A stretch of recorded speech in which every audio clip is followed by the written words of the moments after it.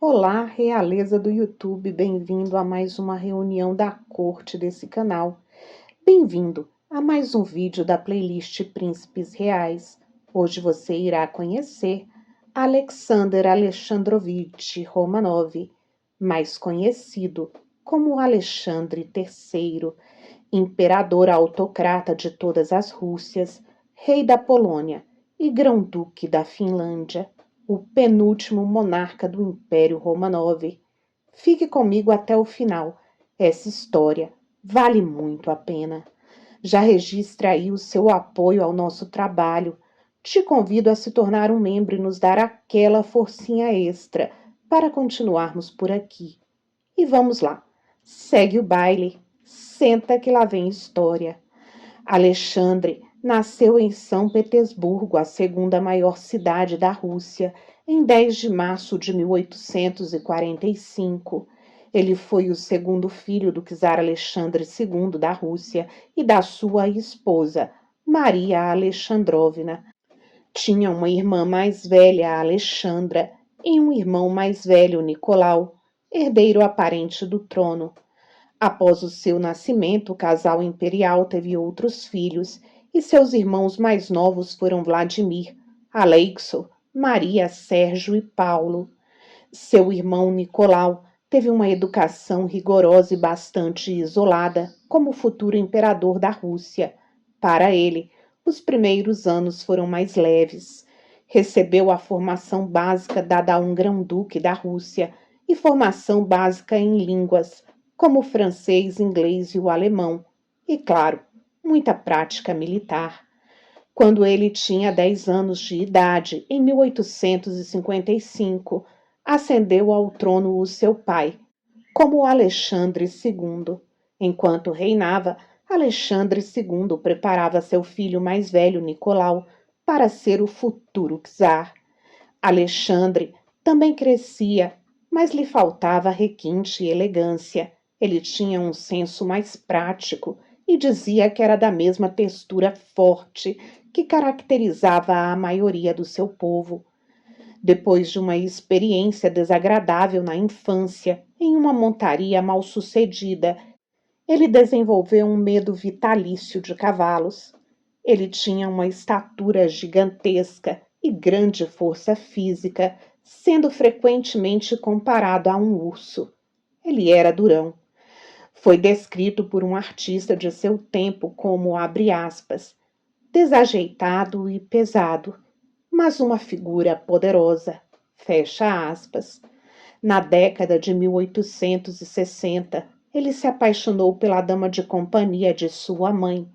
Ele disse a seus pais que estava preparado para desistir de seus direitos de sucessão para se casar com sua amada Duzenka, apelido carinhoso que ele deu à sua amada, mas ela preferiu outro, e ele ficou de coração partido.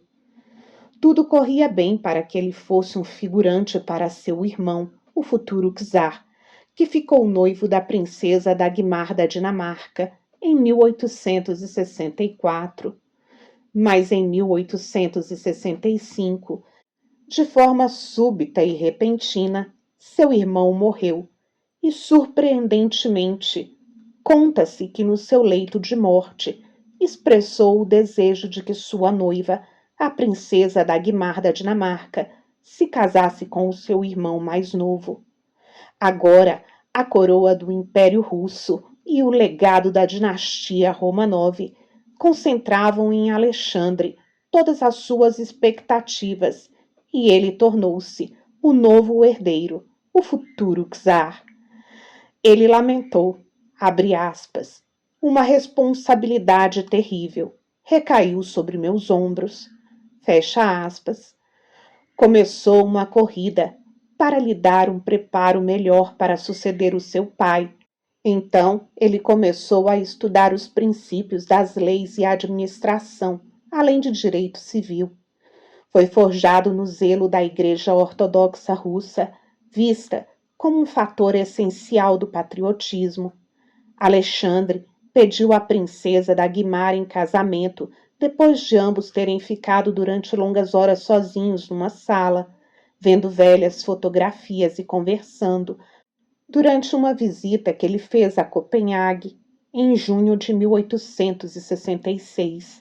No dia 9 de novembro de 1866, aconteceu a união entre os primos de 10º grau, que se mostrou muito feliz ao longo do tempo. Ela recebeu imediatamente o título de Grã-Duquesa e assumiu o nome ortodoxo de Maria Feodorovna da Rússia. Ao contrário dos seus parentes, ele nunca teve amantes e foi totalmente devotado à sua esposa até o fim. Durante os anos em que seu pai continuou no trono, Alexandre nunca teve um papel proeminente público, mas deixou bem claro que tinha as suas próprias ideias e que elas não coincidiam com as de Alexandre II, aumentando ainda mais a distância entre pai e filho, entre o czar e o czarevich. Ele viu com horror o casamento de seu pai com a sua amante Catarina, apenas um mês depois da morte da sua primeira esposa, a mãe de Alexandre. Em 1868, nasceu seu primeiro filho, que viria a ser no futuro o último czar Romanov, Nicolau II. De sua feliz união nasceram também Alexandre, Jorge, Xênia, Miguel e Olga. Nunca sendo consultado em questões políticas, Alexandre dedicou-se aos seus deveres militares. Em 1881, seu pai foi vítima de uma conspiração e perdeu a sua vida. Em 13 de março de 1881, iniciou-se o reinado do czar Alexandre III. Durante esse período, ele trabalhou para reverter todas as políticas liberais que foram implementadas pelo seu pai. Ele acreditava que a sobrevivência do império dependia da sua fidelidade à Igreja Ortodoxa, à autocracia e ao nacionalismo. Tornou obrigatório o ensino da língua russa por todo o império, na tentativa de unificar a nação. Ele desprezava qualquer influência externa, por isso adotou princípios tipicamente nacionalistas. Seu ideal era uma Rússia homogênea em língua, administração e religião. Ele controlava totalmente a administração do império. Sua principal influência vinha de seu assessor Constantin, seu antigo tutor e um jurista muito respeitado.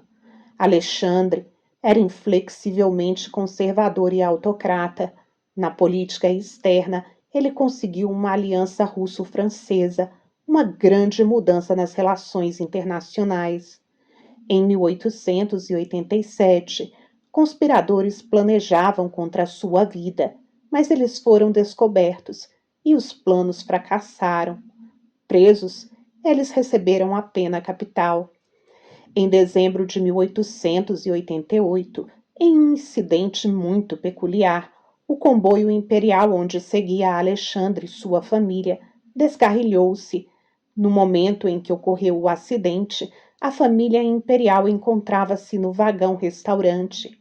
O telhado ruiu e Alexandre, que era fisicamente muito forte e grande, segurou o teto do vagão para que os filhos pudessem sair em segurança. Segundo relatos da época, Alexandre tinha uma relação mais próxima com os seus 2 filhos mais novos, mas era um pai muito protetor e amoroso. Ele foi muito mais tolerante com seus filhos do que a maioria dos monarcas europeus e disse aos seus tutores, abre aspas, não preciso de porcelana, quero crianças russas, normais e saudáveis, fecha aspas. Alexandre não gostava de funções sociais e dos bailes do palácio. Ele estava sempre impaciente para que os eventos terminassem logo. Ele detestava extravagâncias e desperdício de dinheiro. O que ele continuou gastando como um czar era na aquisição de obras de arte.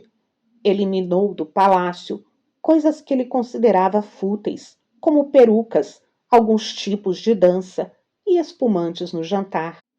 Ficou registrado que, após uma reunião de família, ele teria dito aos seus cunhados, o príncipe e a princesa de Gales, que ele estava feliz por eles poderem voltar ao seu lar, enquanto ele retornaria para a sua prisão na Rússia.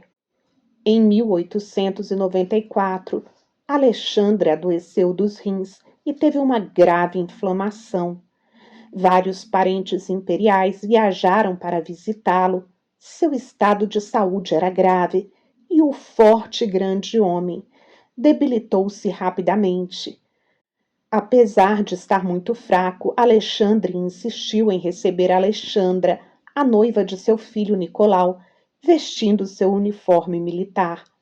Supostamente já muito debilitado, teria dito ao seu filho mais velho, abre aspas, Nicolau, o império está em suas mãos. Não estrague tudo, fecha aspas.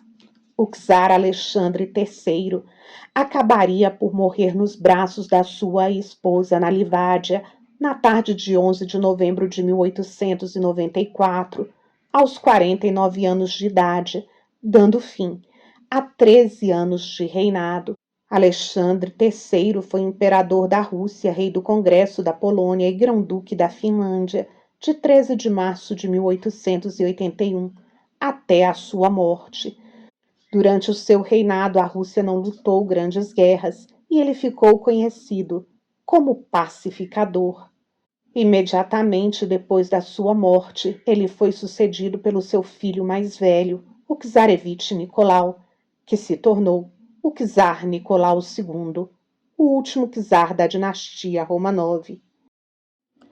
Ao perder o seu grande amor, a imperatriz Maria Inconsolável registrou em seu diário as seguintes palavras, abre aspas, estou completamente destroçada e infeliz, fecha aspas.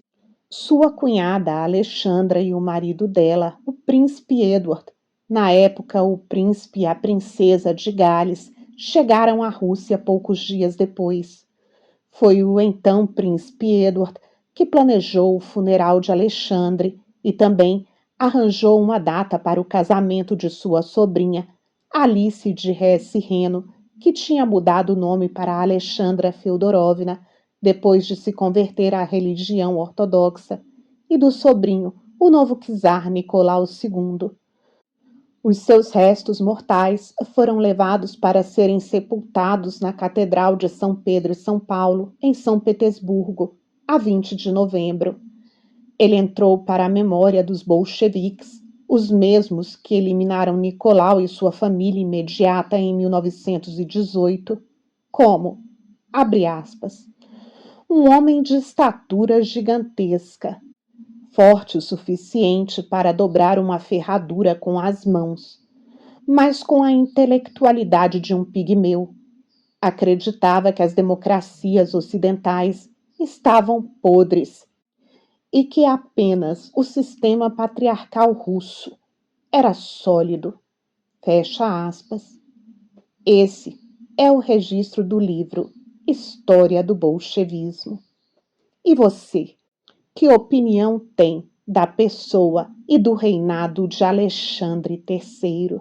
Agora é sua vez, é com você. Te aguardo nos comentários e no vídeo de sexta.